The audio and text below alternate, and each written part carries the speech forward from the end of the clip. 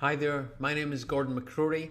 I'm the happiness guy, and this presentation is all about improving your willpower.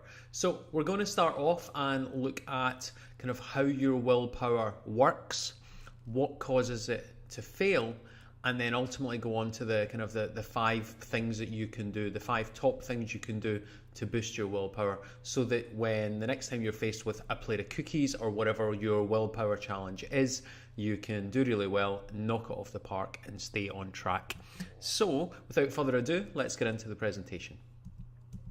I want to start off with the definition of what is willpower.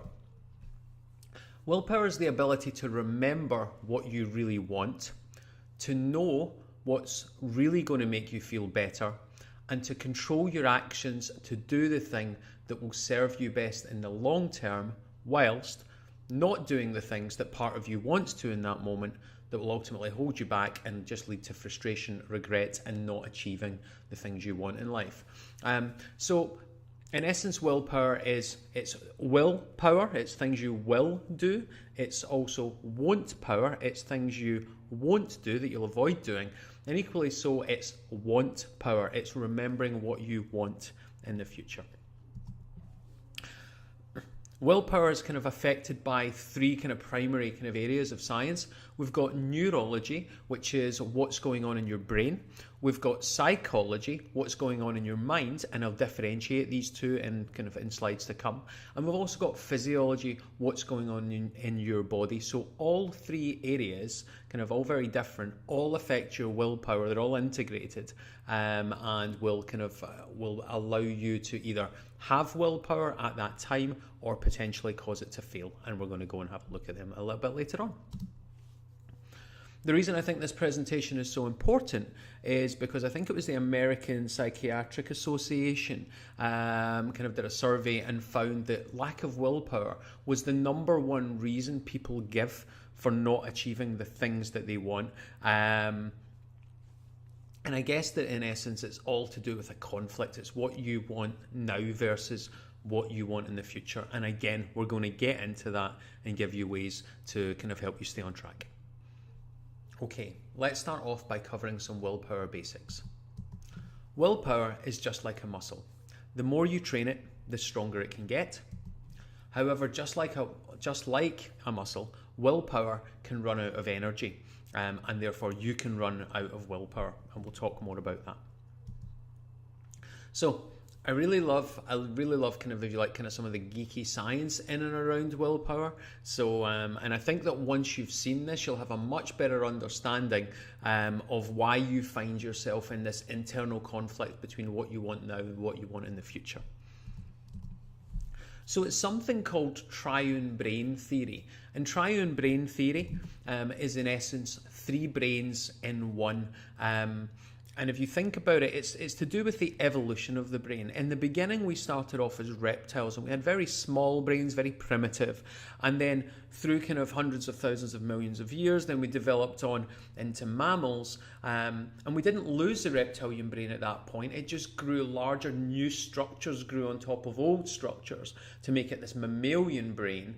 And then ultimately kind of going on kind of hundreds of thousands of millions of years from then we kind of then get this kind of human brain that grows on top of that. So we've still got the reptilian brain, and kind of everything that goes with that. We've still got the mammalian brain and everything that goes with that. And then we've still got the human brain. Obviously we have the kind of the human brain too. And the thing to consider with each of these brains is they each want different things, and I'm going to go into kind of which each of them is concerned with on the next slide. So let's meet the 3 brains. We're going to start off with the oldest one, the reptilian one. And the reptilian one is the one that's it's all about basic survival. It's got the fight, flight, freeze kind of food. That's what it's interested in. And there's a 5th F begin. So it's fight, flight, freeze, food, and another F big that's kind of all to do with reproduction. That's all the reptile is interested in. It's very reactive.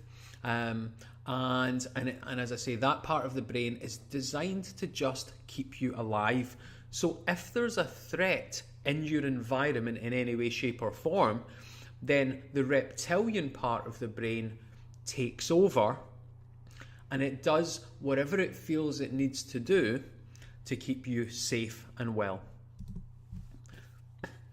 One of the things that's really important about kind of the different brain areas is they've got different time perspectives. There was a leading kind of, I think he was a psychologist, his name was Philip Zimbardo, and he was famous for kind of a bunch of experiments, I think back in the 60s, but he was the first guy to get in and amongst kind of time perspective. And this part of the brain, this reptilian part of the brain, when in threat, it is only interested in now. It doesn't care about the future. And when you're thinking about willpower and you staying on track, this is one of the things that can go wrong. If you are in some form of stress or threat, it doesn't need to be to your kind of survival, just to kind of in some respect your kind of mental, physical, kind of emotional well-being, then the reptilian part can take over and it behaves and acts just in the now. The next brain is the mammalian brain. So the mammalian brain, it developed kind of, and it's far more, it's interested in kind of social groups and hierarchy and also kind of emotional well-being. So the reptile kind of is very much kind of far more a kind of solitary animal. The mammals are kind of far more social. The mammalian brain kind of is kind of a brain, it's brain and mind in that kind of there's obviously the structure of it, but it is capable of obviously kind of some thoughts. So it reacts, but it can at times respond. It can slow things down a little bit, and it's primarily interested in the now, but it can also have some interest in the future.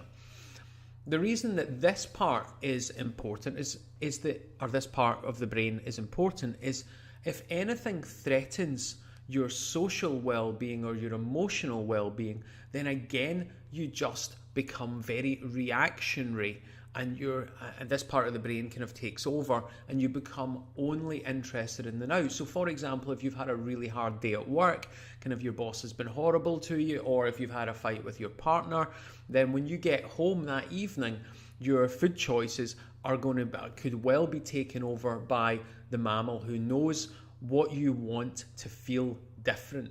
And that's a thing kind of really worth kind of bearing in mind. People talk about self-sabotaging behaviors, things where they eat things that they're kind of, it's almost like they think they're intentionally trying to stand in the way of their future, but it's not self-sabotage. It's actually that part of you, and in this example, this emotional part wants to feel different, and it runs an autopilot behavior to help you feel different. And that might be eating cookies, it might be kind of drinking a few glasses of wine. And once you feel better and everything settles down, then you, the human, comes back online. But until that point, you've almost been offline. You're kind of there, but not fully present.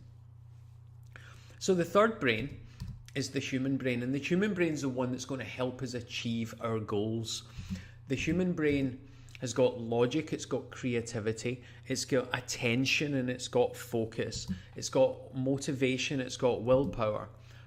And it's the only brain that's really good at kind of slowing things down, thinking things through, and then responding with what's best overall, not just what's best in the now. So in other words, the human brain is the only one that's really interested in the future.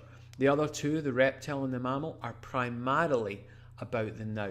So when you're stuck in a willpower challenge about doing one thing or another, let's say you're thinking about going for a run, part of you is like, oh, I don't really want to. There's an emotional kind of attachment because you maybe think the run's going to be hard or painful or unpleasant, a threat to your emotional well-being in some way, shape or form. And that's that part of you kind of trying to take over. Whereas the human is thinking, yeah, but if we just do it, we'll be moving towards our goals. So 3 brains: the reptile, concerned with kind of your survival, kind of and physical well-being; the mammal, kind of concerned with your social and emotional well-being; and then the human, concerned with the future. Now, a thing to remember when it comes to willpower is that you only get to meet the human, you only get to be the human if the reptile and the mammal's needs are being taken care of. So in other words, as long as there's no threat in the environment to you, kind of in some form, kind of physically, as long as emotionally you're getting what you need, then the human can come online and actually kind of focus on the future. But if anything threatens kind of you in some way, shape or form, your emotional or kind of physical well-being, then you don't get to meet the human. So what goes wrong? Well, when we're looking at the brain here, each of these regions, if you remember, kind of corresponds to different kind of almost different evolutionary parts of the brain. So the reptilian part would sit back kind of in towards this kind of purple and bluey kind of area. Then the mammalian part's green, and then the human part's red. And if you think of each of these like kind of individuals in a company, they all are working towards the same thing, but they've all got different priorities. And dependent on what's going on in the environment, then one of them or another is going to, so either the reptile, the mammal, or the human is going to be in control. It's going to have executive function. But by executive function, I mean it takes over. So if you go into the green part, the mammalian, or back even deeper into the reptilian part, the human part is going to go offline. So let's have a look and see what constitutes threat and just a little bit more on this mind hijack. And when I call it mind hijack, most of us will have found ourselves failing in some kind of willpower challenge. So for me, it could often be just kind of putting an awful lot of food in my mouth at the end of the day because I've not eaten enough.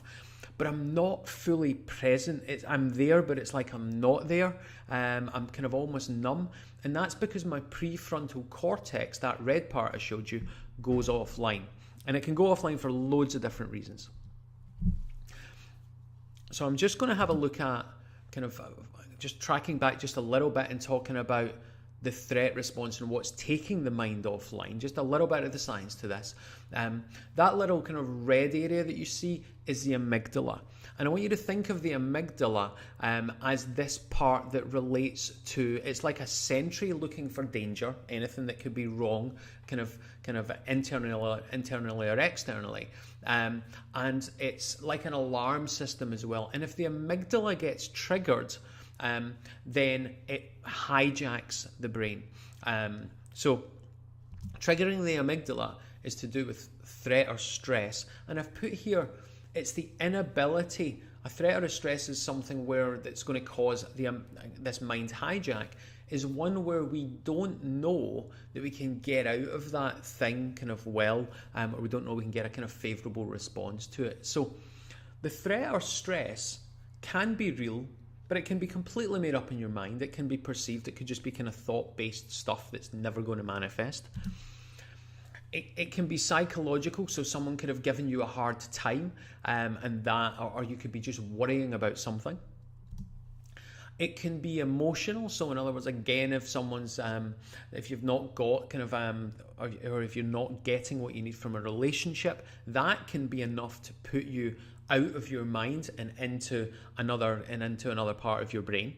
And it can be physiological. So for example, if you're in physical pain, that's enough to kind of take out your prefrontal cortex and kind of put you into threat, because it is, you're kind of you're not going to be in your mind because the alarm system's going off and off and off, and you're going to want to feel different. Other examples could be you might not have eaten for hours, you might be dehydrated. These are also kind of examples of physiological threat. So anything that is a threat to you, real or perceived, that you don't know that you can solve, and the mind is going to go offline. And remember back to a few slides before, the mind is where willpower and motivation and keeping and basically kind of want power, what you want for the future. It's only the mind that's interested in the future. These other brains take over until the threat is resolved. So if you want to have great willpower, you have to be able to stay in the human mind And that means you have to be aware of the things that are taking you out of your out of your mind and back into these other parts of your brain, whether kind of threat-based, reptilian, or kind of emotional. So that's how your mind gets hijacked. That's how you're no longer kind of at points no longer really present. So let's look at the top 5 things that you can do to improve your willpower. The first one is your nutrition. It turns out that willpower is really sensitive to blood sugar. And blood sugar obviously relates to your diet. So the way to have great willpower is to keep your blood sugar stable throughout the day.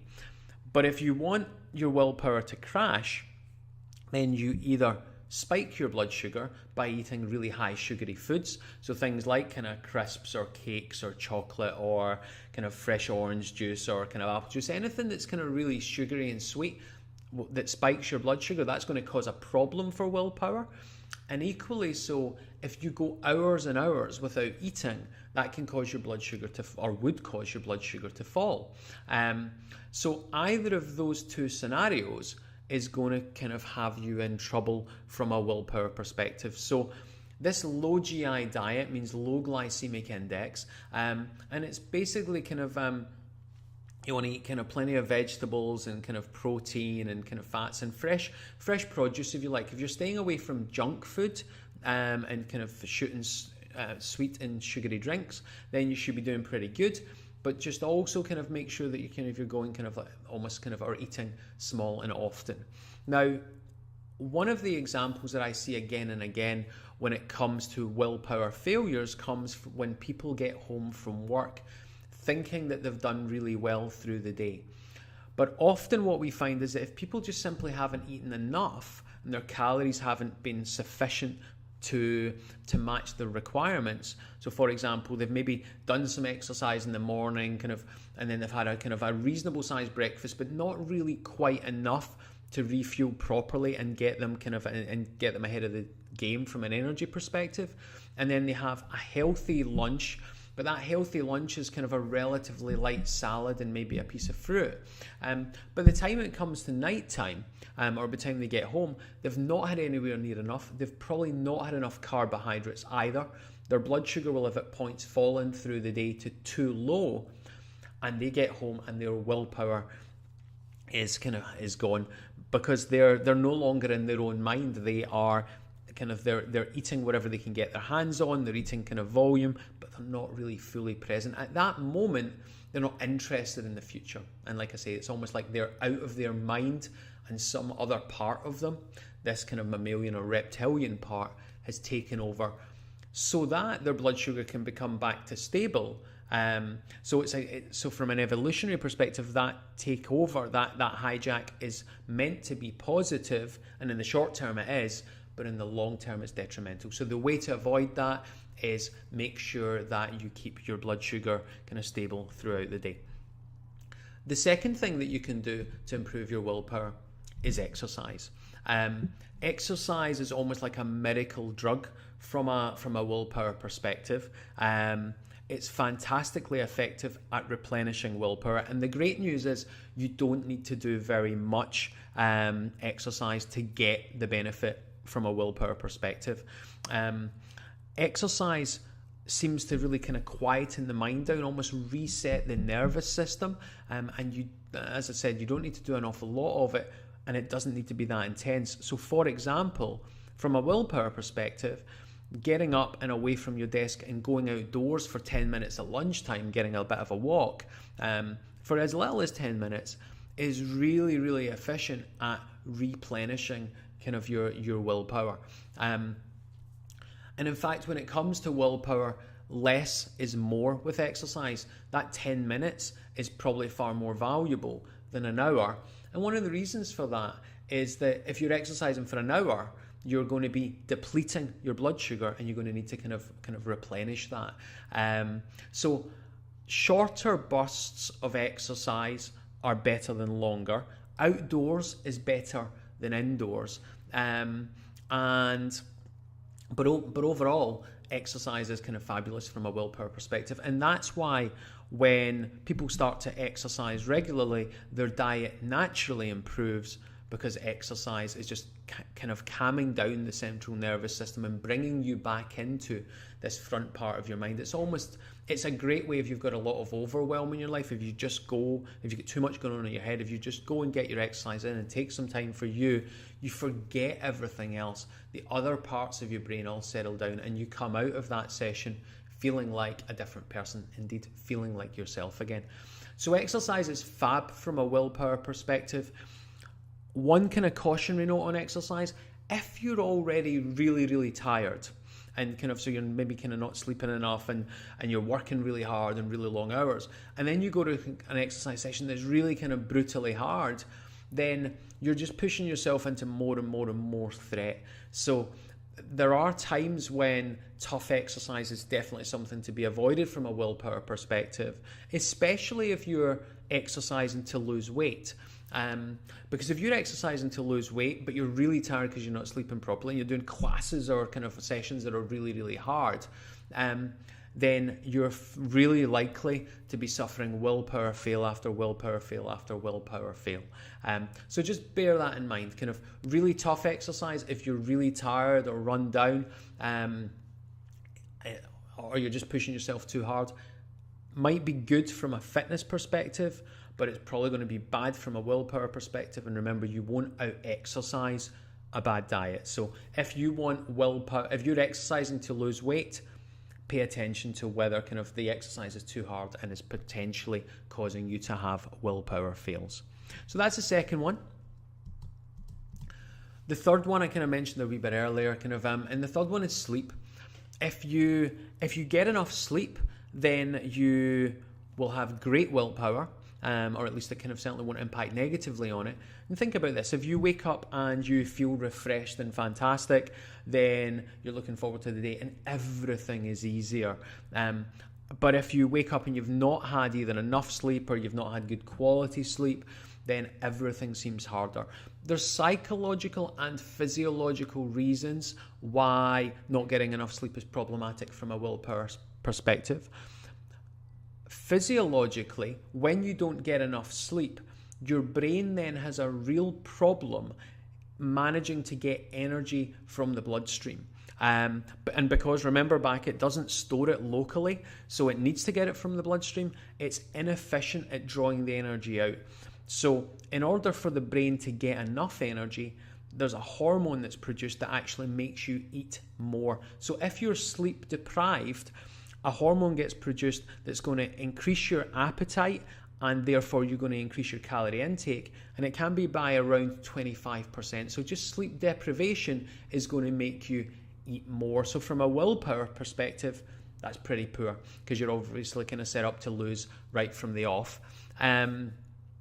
Psychologically, if you're feeling kind of pretty bad when you wake up in the morning, then you're just going to want to feel different. So you're in threat, and your body is going to do what it needs to do. You're going to get a mind hijack until you feel better. And if you're feeling really tired and lacking in energy, what your body will have learned over the years is that if we eat certain foods that are high in sugar or high in fat or high in sugar and in fat, then we'll get more energy. So just, I guess, kind of bear that in mind. Sleep's really, really important.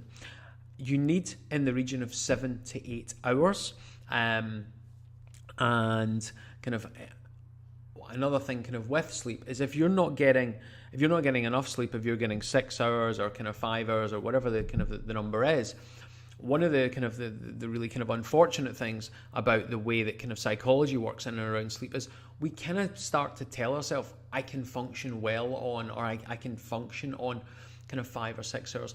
Your brain doesn't function well. Your prefrontal cortex does not, your mind, if you like, is not functioning well on a lack of sleep. But if that's what you're used to, you might now think it's functioning well, but it's nothing compared to what it would do with enough sleep. So sleep's kind of fantastically important from a willpower perspective as well. You want to make sure you get at least 7, kind of closer to 8 hours, and there's almost no exceptions to that. One last thing, you don't need to get it all in one go. So if you get an opportunity to nap, fantastic. And you can replenish at things like weekends if you've got a really kind of tough week. So it's not all kind of, it doesn't need to be 8 hours every night, but in an ideal world, that would work fantastically. Second from last, we've got meditation. Meditation is a fabulous way to just bring you back into your mind. So for me, one of the things that I see is that just we've got more and more and more and more. Our brain's getting bombarded, or rather our mind and potentially our brains are getting bombarded with just information and things to do and responsibilities, and it's go, go, go. And that creates an overwhelm. Your brain's got almost like limited bandwidth. It's only so many things it can cope with at any given point in time, and with so much to do in the week, then we get kind of really stressed out, and that stress can actually impact on the previous thing we were looking at, sleep, meaning that we can't get to sleep, or we don't sleep well, we don't wake feeling refreshed. So meditation has got a couple of benefits. It brings us back into our prefrontal cortex. It lets us be human again. And it also can significantly improve sleep. To get benefits from meditation, then you don't need to do very much of it at all. It doesn't need to be all kind of chanting and incense. You do want to find some quiet time. You want to maybe set aside ideally in the region of 10 minutes. And the great news is that you don't need to be doing it for very long to start to see benefits. Somewhere in the region of 3 hours of practice, and you'll already really start to notice some changes. I've certainly worked with clients that it's been faster than that. Even just one session of meditation can bring them out of this stress response and into back into their human mind. They just feel better. It's often done by just focusing on the breathing and slowing the breathing down. If you can get down to somewhere in the region of 4 to 6 breaths per minute, you really calm the central nervous system down. The reptilian parts and mammalian parts all begin to settle, and your mind comes back online. You come back to feeling like yourself again. So meditation is a great thing to do, and if you're not getting enough sleep, then grabbing a little bit of meditation through the day can be a great way to recharge and replenish willpower. And the last one that I want to talk about is self-compassion. Now, this one's again, if you think about how you talk to yourself when you're not doing so well, the majority of people that I meet and I speak to are really quite hard on themselves. But yet, if they had a friend that was trying to, or a friend or a loved one that was trying to achieve something, and the friend or the loved one had just not managed to be successful, they messed up in some way, shape or form, they would be encouraging and supportive to the friend. But when it comes to them, they're hard and they berate themselves. Now, if we come away from just how we talk to ourselves and think for a moment, imagine you go to work and you've had a really hard day at work. Your boss has been horrible to you. The people that either your colleagues are horrible to you, or your the clients, our customers are horrible to you. When you get back from work, how are you going to be feeling? And what's your eating behavior then typically like, or drinking behavior typically like? Remember that if we're not feeling good, we're in threat, and when we go in threat, our body or rather our brains hijack the mind and take over and get us to do something to feel better.